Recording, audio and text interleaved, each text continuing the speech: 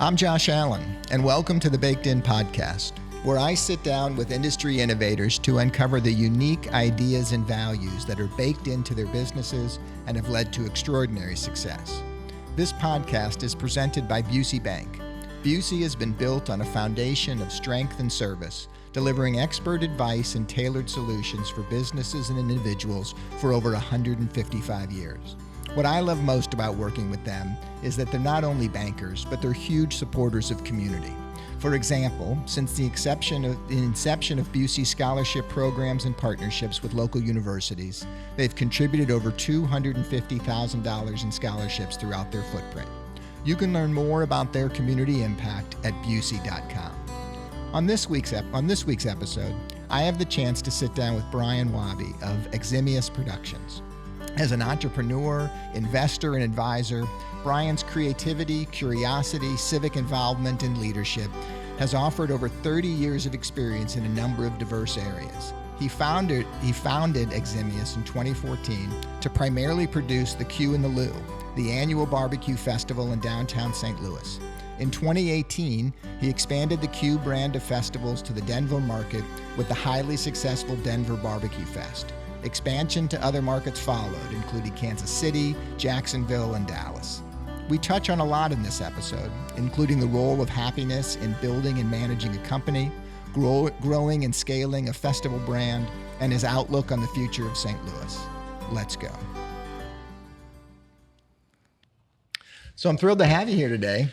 It's nice to be here. I think where I wanted to start, we were supposed to do this a couple of months ago, and scheduling, it didn't work out. Right. And I had done some research on you, and I saw that in addition to being CEO, you were also CHO of your company. And in full disclosure, I took a deep dive on the CHO role, have since named one, Nancy Breinig. Shout out to Nancy, a companion. Hey, tell me about that role and how you view it. It hadn't been something that I heard about, and it just seems so critical now. For the listeners, we refer to it as the Chief Happiness Officer. As do I. Some folks are Chief Health Officer. I saw that Microsoft has the same position. We're not healthy. We're health is like second, third, fourth, maybe fifth on the.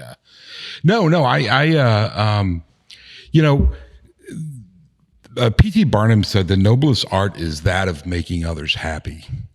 And so what I've tried to do with my company, Eximius Productions, is focus on happiness. I can't tell you the last time I went to the Pissed Off Festival, but we play in a space that is designed to generate happiness. And so everything I try to do, and it's hard to be happy all the time. This is a tough business. But ultimately, we're trying to create experiences that guests have a good time at. These aren't typical run-of-the-mill things you do every day. They're special events because they're special. And so we're trying to create an environment that is special. And so what do you do specifically? A couple of things that you can throw out that you're focused on kind of in that role, and also as you put a team together to put these events on. Well, I mean, honestly, when we're putting together a team, I'm trying to look for people that are happy, that are optimistic. This is, like I said, this is a difficult business. But it's, as long as people are upbeat and focused on the possibilities, I think, we have a better chance of success. But look, I think happiness is like a contagion. It's something that people experience. Before I finish that thought, let me jump back for a second. I remember. And a lot of this thinking came about during the pandemic because it was such a scarring event on humankind. Sure. People didn't do things, and it was and because of that, there were elements of just atypical life that were gone for a while, and it left a deep impression. I remember I was in Denver after the pandemic had subsided. I was I was like the first person on a plane. As soon as I could get on a plane and not get out of St. Louis, just get back into the world. I was in Denver and we were at a bar, and I was walking down the bar and I bumped into somebody, and I said, "Excuse me." And then I stopped and I said, "I haven't said that in a year." Wow.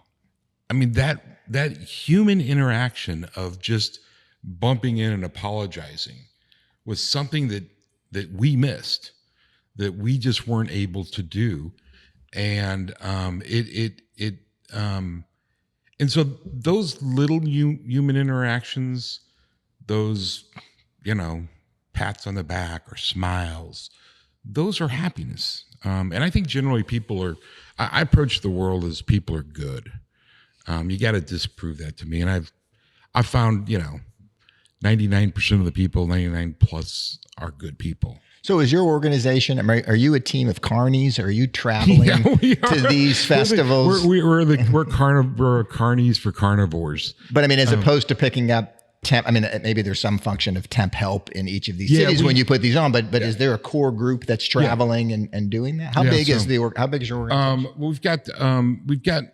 We function as a dynamic network. I've got a couple of employees, but then there are a couple of stable people who go with us that are doing other events as well.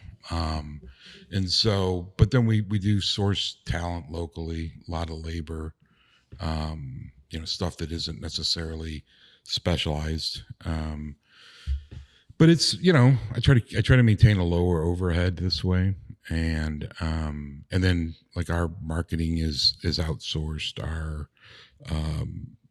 But I've got a primary production director who serves as our VP of ops.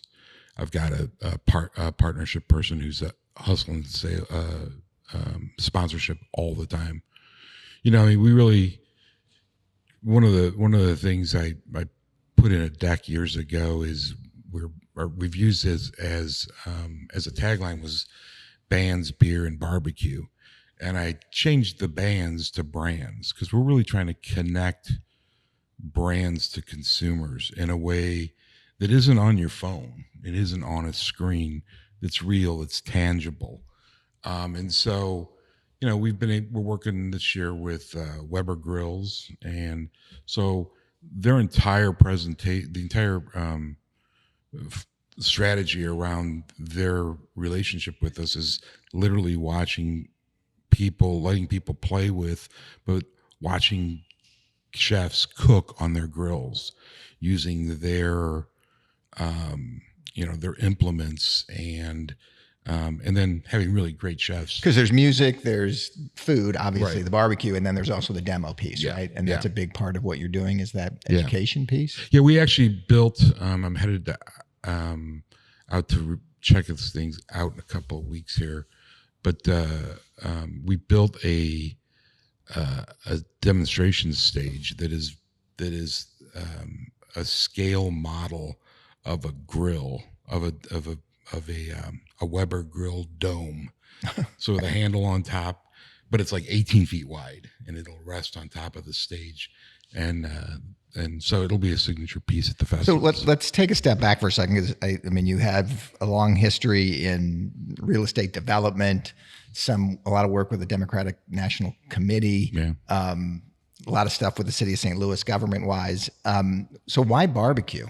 Where did the barbecue? Because you launched the Q and the Lou in 2015, right? So, so I in my civic life, I lived in Soulard for a long time, and as part of my civic life, I was involved in the neighborhood. I was the ward committee man in Democratic politics, and 20 plus years ago, 27 years, 25 years ago, something like that. 26 years ago, actually, was. I was getting my MBA, and I was doing a study abroad thing, and I was over in Asia, and having finished the school stuff, I was in Hong Kong, and I said, "Hey, I've got friends that live in Thailand. That's close. And so after an 8-hour trip from Hong Kong to Thailand, I'm on this beautiful beach in the Gulf of Thailand on an island called Koh Samui with a friend of mine who had lived in Sulat, he and his wife. And so we're sitting on the beach, and I'm like, I'm going to call home and see what's going on. So I called home, and my wife, and I was, having a drink and having a grand time on the beach, and said, honey, what's going on? And she says, there are cops in riot gear in our front yard. And I'm like, oh, what am I going to, here I am on literally the other side of the world. And my wife and my son at that time was just an infant.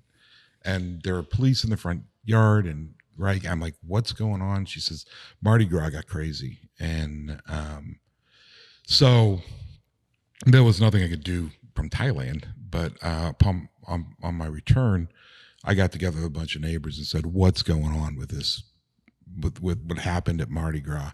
Because Mardi Gras was a great neighborhood festival. It was a great event for the city. I actually attended bar at Hillary's Bar years and years before. And Hillary's is the original place. It's now the Hi-Hat. Some people would know it as Johnny's. But it was Hillary's Bar, and that's where Mardi Gras started. It was a house party that sort of grew up and blew up.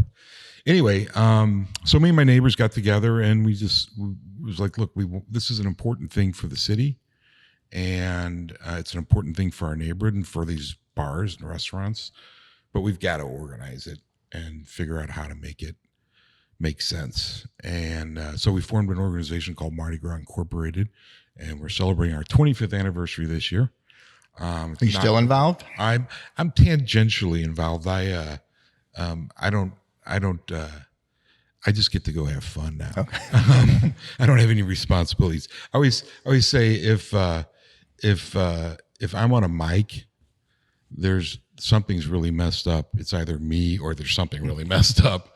But no, I don't. I'm really not involved. I help raise money and keep the thing going. But I literally just go drive right around on floats and drink a lot and have fun.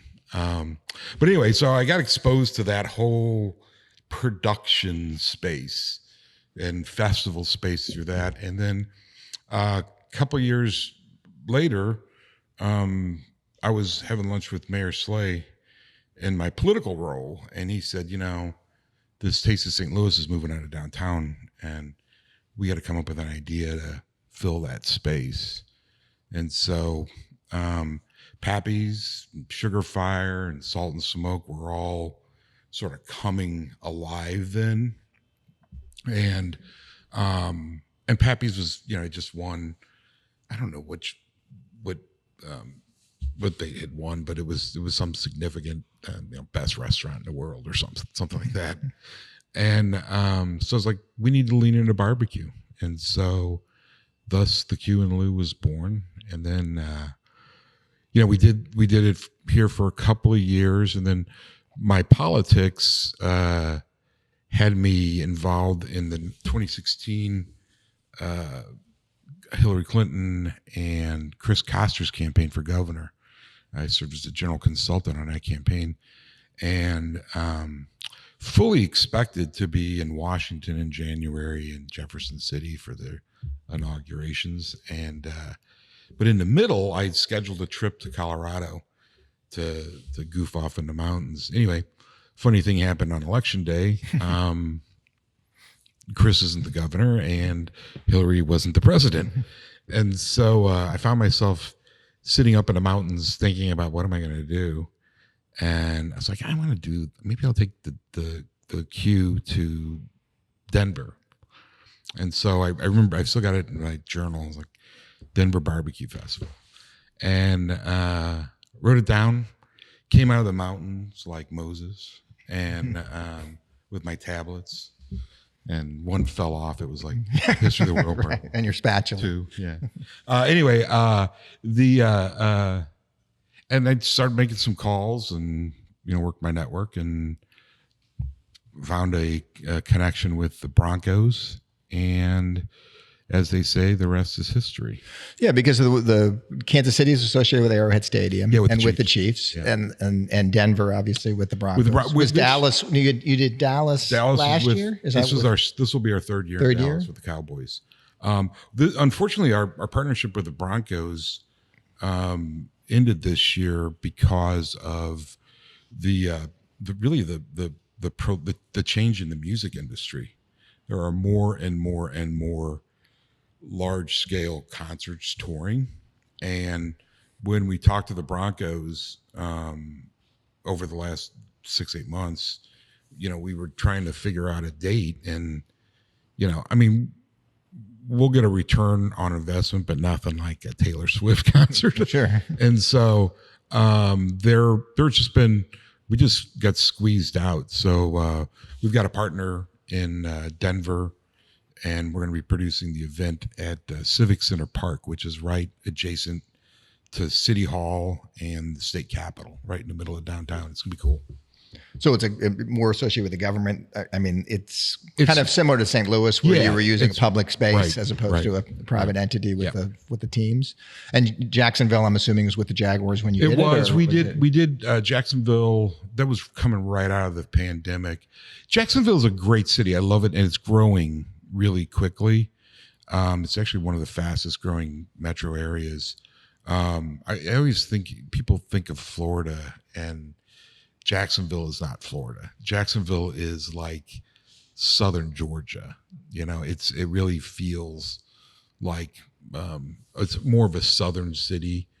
But that was a funny story. I was reading the New York Times on Sunday, and I was flipping through the real estate section, and I noticed that Mark Lamping was the president of. They were trying to build a ballpark village-esque development next to the stadium, and I was like, wow, Mark, I haven't talked to him in a long time, and I'd done a favor for him years and years ago. And so Mark Lamping, the former president of the Cardinals. Cardinals, right? Yeah. And just to tie it together here, and a Vianney boy.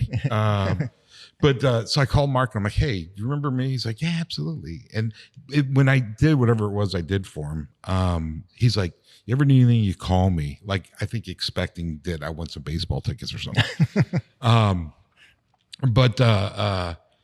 So I called him, and we made a deal, and we did that one year. I really love that festival, but the market is just not there. It's and the stadium is not really in downtown. It's sort of about a half mile outside of downtown, not surrounded by anything but parking, and there's no reason to go there.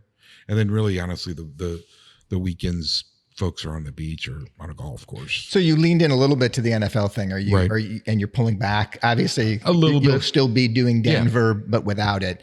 How important do you think the NFL piece was to launch? It was. I think it's been very important from the launching standpoint. So it would surround a home game, or no? These were off season, right? So. Well, we do Dallas. We do in on their bye weekend. Okay.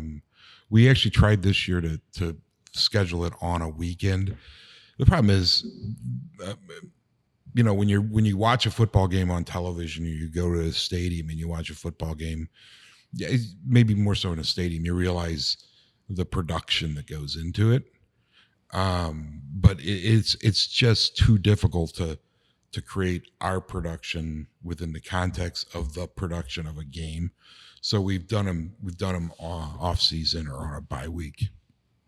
And I'm trying to think you mentioned a couple of times the pandemic, and starting in 2015. Have things changed in the way that you look at these festivals? Did the pandemic change things? I mean, obviously 21, 22, I'm sure there was a little bit of that, but as you just look at the nature of the production of what you do, have you changed things coming out of that? Yeah, is the world a different place for some of these festivals? Yeah, I mean, we've made modifications. Ultimately, I think the thing that I was most surprised by was the lack of interest in getting out after the pandemic. It was still significant, but it wasn't what I thought it would be. I thought people would be like, all right, let's go. And there's been more of a reluctance, I guess, I think people got into a mindset during the pandemic that I think they're beginning to come out of. The pandemic was it just changed everything. So if you look at ticket sales for 2015, 2016, 2017 versus 23 and the one coming up here next week in Kansas City, are the numbers down from the height pre-pandemic? Yeah, they have been, but there's been a steady increase again. So I think we're at the back end of the hangover of the pandemic. And you've changed the model a little bit, I think, as I read. Initially, it was sort of a pay per taste kind of thing. You get in for free and you can pay per taste. And now it's a kind of an all you can eat, either a 3-hour or 4-hour ticket, right? We still offer, in Kansas City, it'll be all ticketed, but in St. Louis and in Denver, we'll have a free option as well, a free to enter option as well.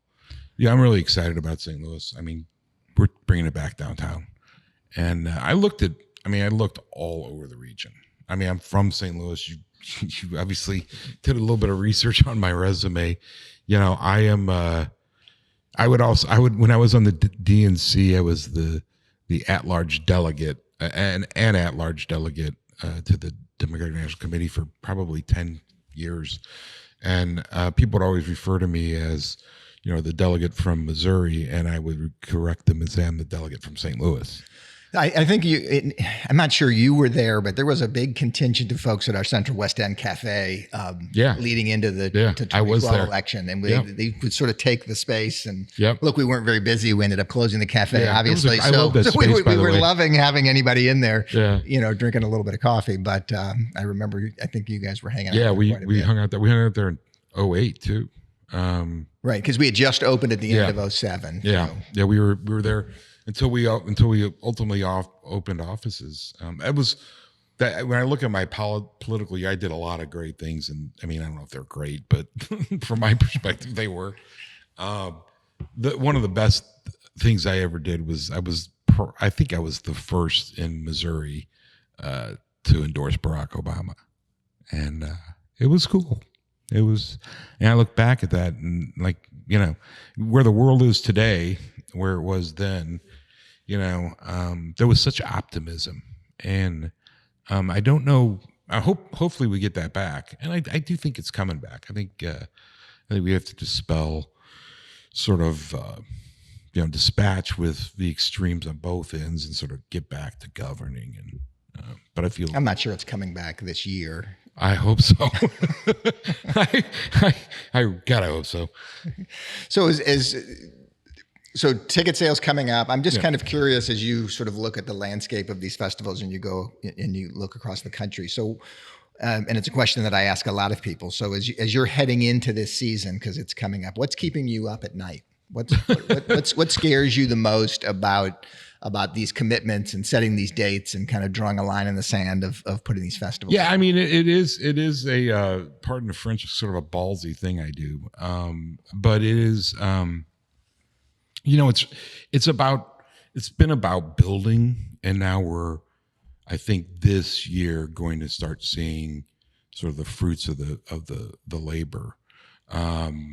But and one aspect of it, do you think takes the building, that the credibility with the guest, that the lineup's going to be good, that the quality of the food's going to be there, that you got your shit together, that it's going to be organized and the lines aren't too long. I mean, that's what takes some years to sort of build. Well, and understanding how to market these things. I mean, we've done a variety of different things. We've never really leaned into television, broadcast or cable. But I think that was back a few years ago. Yeah, anybody was broadcasting. Yeah, doing a commercial on TV. I was spent some time with my parents, and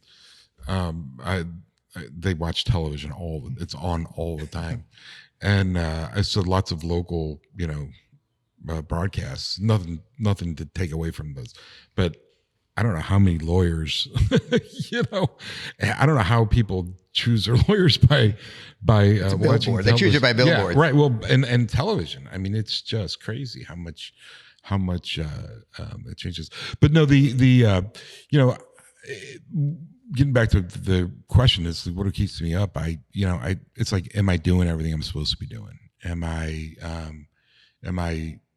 you know, I am a wildly disorganized sort of manic dude. And so I'm like writing notes to myself. And at night I'll be in bed and like, oh, grab my phone and jot a real quick reminder. So those are the things keep me. So as you mentioned the marketing though, what has worked? I mean, what as you've distilled all of this over these years, where do you lean into on the marketing that has the biggest impact? We're doing more traditional large funnel awareness stuff, and then bringing them down. Is that like digitally or digitally and outdoor terrestrial radio? Still not as big, but we really have honed in on the digital stuff. And then, you know, like I said, there's just we've been building a pretty significant database of consumers that we activate around the festivals in each of the markets. Have the teams that you were associated with, do they help at all with that marketing? Yeah, there is an incentive for them in the deal to drive some traffic? Yeah, absolutely. The thing about the NFL is that there are, you know, these organizations are not enormous. You know, I guess the Cowboys are probably the biggest organization, but each of the teams functions as sort of a cult of personality around the owner, and there's different levels of commitment. But every organization, I always say, there's just 53 players, a head coach, an owner, and after that, that's all different. You know, they're all members of the NFL, which is a pretty prestigious club to be part of. And it's, you know, I mean, they dominate. The 96 of the 100 most watched broadcasts were NFL broadcasts. I mean, that's pretty crazy. It's a big number. Yeah, it's. I mean, you know, I remember MASH and that being a big, you know, the end of MASH. I think it was just the last show. But yeah, I mean, they dominate. And so having my brand adjacent to that brand has been particularly valuable. But I think we're at a place where we can look at other venues and other events to do what we do. I see us moving, in addition to growing in the festival business, I see us doing more sort of drop in and produce a heightened food experience at other events. So we're talking to racetracks and golf tournaments and we did for the NFL. We produced an enormous barbecue event for the draft in Kansas City last year, which was a great. So it just lives in conjunction with sort of side by side something that's already driving a lot of traffic. I was at a music festival last summer up in Montana, and beautiful, great show. It was fun, but the VIP experience was terrible. And I'm like, look, guys, why don't you let us come in and do some really cool live fire stuff, you know? And we couldn't sell it, but I think there's an opportunity. Certainly, as incomes are growing, people at the higher end are looking for more experiences, and so we're trying to cater to a little elevated audience. And as we move forward, we obviously want to feed everybody, but I think there is marginally substantial upside in the higher levels of income. So 2024, you've got Kansas City obviously coming up next week. You are going to do St. Louis. And we're doing December or Denver in in August, the 23rd through the 25th.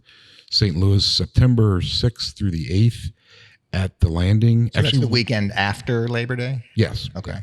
Yeah. We're doing something special in St. Louis. We're doing a bunch of things special. We're going to be utilizing the Arch Grounds. So if you think about the Eads Bridge, everything's going to be around the Eads Bridge. The north side of the bridge will have the traditional foods that you can taste and buy as you go. And then on the other side, and the Landing side, we'll have our VIP experience, which includes a couple of live fire things.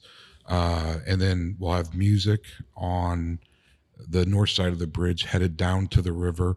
And then we're going to create a cooking competition. So a Kansas City Barbecue Society sanctioned event, along with a steak cook-off, which is and so these things attract, I was just in Memphis a couple of weeks ago for Memphis in May, and, there's 250 teams down there, lots of people walking around. And because in general, your festivals they haven't been competitions. They're demos and sampling and that kind of thing, and an opportunity for these chefs to sort of support their brands, but they haven't been competitions. So you're going to do a little bit of that. We're going to do a little bit of that here and try to build something of really something significant. Like I said, I went all over the region looking for a place to host the Q, and this is a beautiful region. There's lots of great places and venues and spaces, but ultimately it came down to, I wanted to do something for St. Louis. I want to do something in St. Louis, and so where better to do that than where it all started? So originally, it's been at Keener Plaza? We originally started at Soldiers Memorial across from City Hall. And then when Keener Plaza was renovated, I walked down there and I'm like, look, there is no more iconic space in this region. And honestly, if you put a list of the 100 most iconic spaces built by man, there's an argument that Keener Plaza is on there with the Arch. I mean, nobody has that. Right.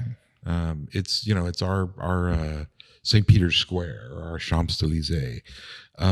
So I really love that. The problem is the space just doesn't work. It's really, really hard to produce an event there. Because in general, how many folks are showing up to the Q and the Lou?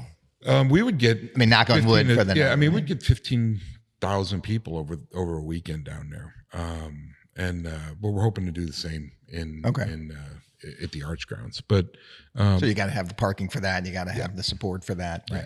Yeah, and that's one of the reasons we ended up going to the NFL stadiums, is they're generally surrounded by a sea of parking.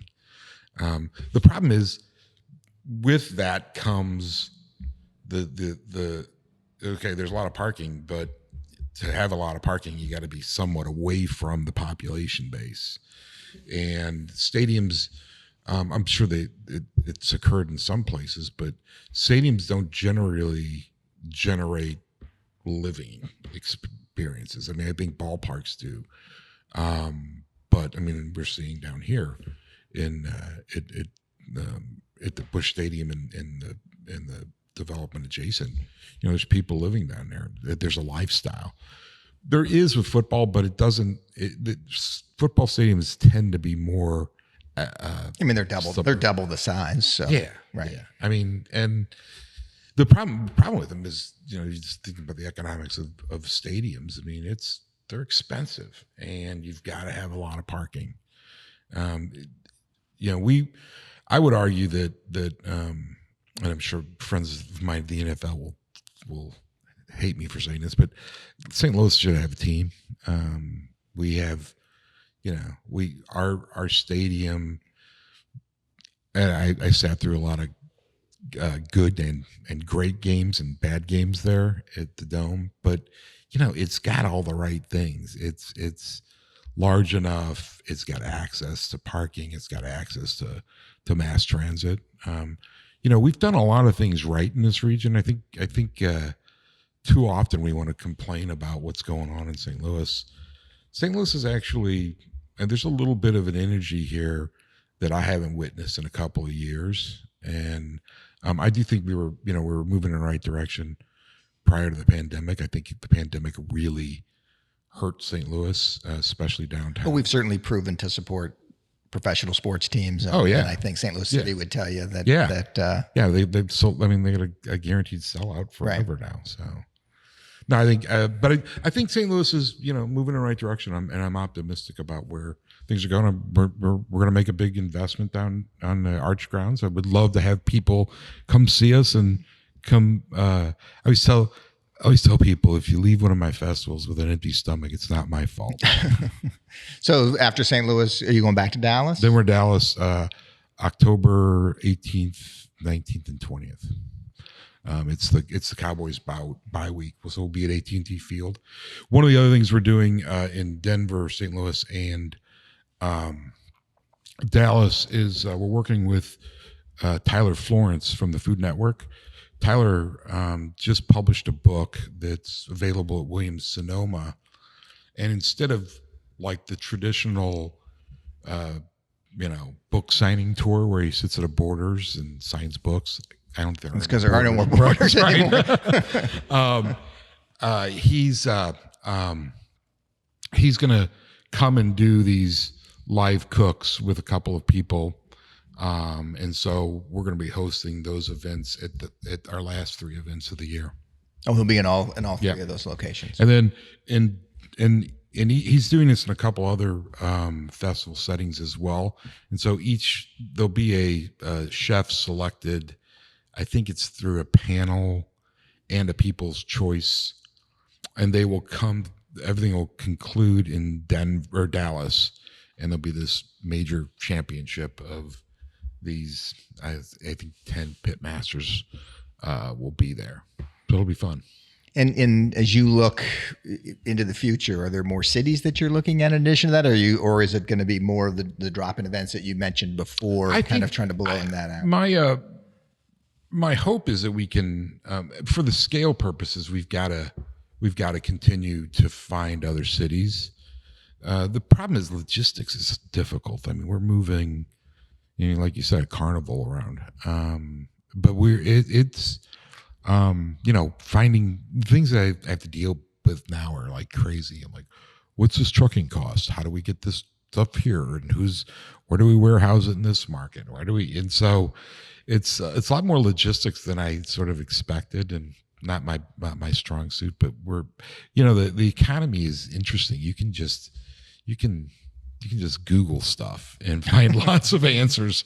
Unfortunately, I always find myself Googling something and then going into a rabbit hole. And oh my gosh, I did not know that John Adams actually was a warehouseman. I'm just like, So I don't think he was, but it's just the way my brain works. I'm just like, I'm curious, and I'll just go find things.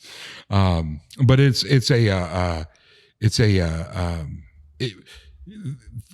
hard to pull it off. That's why not many people are doing it, because it's a pain in the ass, and it takes a tremendous amount of logistics. In terms of next week, a lot of folks that listen to the show are obviously based in the St. Louis area, and Kansas City's close by. Right. Is there a music lineup yet for that one? Or there is not. We're sort of downplaying music in our other markets except for St. Louis. Okay, and there'll be. We'll have an announcement on the music here. And if somebody wanted tickets to the Kansas City event, how do they get them? KCBBQFest.com, or you can check QBBQFest.com. What's like your best radio voice when you just did that? Well, hey there. Y'all be there Sunday. I told you I used to do radio. So when you're not putting on these festivals and running around the country, how do you relax and recharge? Keep yourself under control? I started painting, so I not walls. Watercolor, oil. Yeah, I played with the watercolors my whole life, but during the pandemic, I was like, oh, I'm not doing anything. So I got some oils and started painting, and then I like to fish. I like to go. St. Louis we have some incredible rivers. Not the big ones, although I have tried to fish in those and never have had any luck. But the Merrimack and some of the tributaries of the Merrimack are great. Got a favorite fishing hole you're willing to share? Or you like to keep that top secret? Top secret. And then I'm involved. I'm on the board of trustees for MSD, so that keeps my sort of civic bone still, which is a fascinating organization that it's something that nobody thinks about, and but except for the people who do it, and it's a great staff at MSD. And you were involved a long time ago with Historic Renovation Inc. Is that right? Did you part of? Is that the HR. Renaissance Grand? Yeah, we did the Renaissance Grand. We did the Merchandise Smart. I acquired. So you're intimately familiar with the area surrounding the football stadium, right? Yeah. I mean, I started doing parking. My very first project was the Kiel Center garage. So Kiel Center, which turned into Savas Center, which turned into Scott Trade, which turned into Enterprise Center, which will always be the Kiel Center for me. I was a 25-year-old kid, and I went to Jefferson City on behalf of the city, the treasurer who I worked for, and we enacted a bill. The legislature enacted a bill, which I remember sitting down with the treasurer and like putting together a laundry list of things that we'd like to get in this bill, knowing full well I'd have to trade some of it away, and ultimately ended up passing unscathed. And so all of a sudden we had this authority to issue bonds. And so Vince Shamel was the mayor at the time, and Vince called and said, "Hey, I need your help on this thing for the Blues." And so I was the young guy in the office, full of piss and vinegar and a little bit of energy, and so I was able to. I ended up with $25 million and a $17 million project, and so we built the Kiel Center, the garage, renovated the parking lots, and then just rolled it into. I did the Marquette building. We did a garage there. I did the Argyle, which is the library out in Central West End. That was I was actually getting my MBA, had a young child, was a ward committee man, and I was doing that at the same time. It was all like so much stuff going on, but that turned out to be a fantastic project, and I think really anchored a lot of the development that's happened in the Central West End. Has really, it was always starved for parking, and I'm hopefully we're at a place where we don't need to build as much parking now. I think the addition of the enhanced mass transit in this region is good. I'm hoping that north-south distributor gets done. And you mentioned before, I mean, there's just a tremendous amount of momentum. We're sitting in the studio here in downtown West, or this is Midtown. Midtown, sorry, and or Grand Center, or Grand Center. Is that or what do they call it? Where does downtown West start from here? A couple blocks. Downtown West is east of. Yeah, east of. It's sort Midtown. I think they're going to change the name of that to like the Crossings or something. Anyway, no, we're down. I think we are in Midtown. Okay, but we digress. So there is a tremendous amount of momentum sort of everywhere that we look around down here. Yeah. And certainly have you to thank for a lot of that, getting that started. But I really do. I can't tell you how much I appreciate you coming out. Oh, this has been spending fun. a few minutes with me, and good luck with the festival. Certainly next week, if folks want to get out to Kansas City. Yep. And then we'll be excited to see coming up here over the summer or the end of the summer in St. Louis. So continued good luck, and stay in touch and let us know as things keep moving. Indeed. We'll sell some bread. Thank you, Brian. All right. Thank you. Thanks so much for joining me today. I can't tell you how much I've enjoyed sharing these insights from folks I truly admire.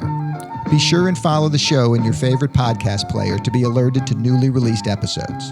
And share a comment if you have any feedback or future contributor recommendations.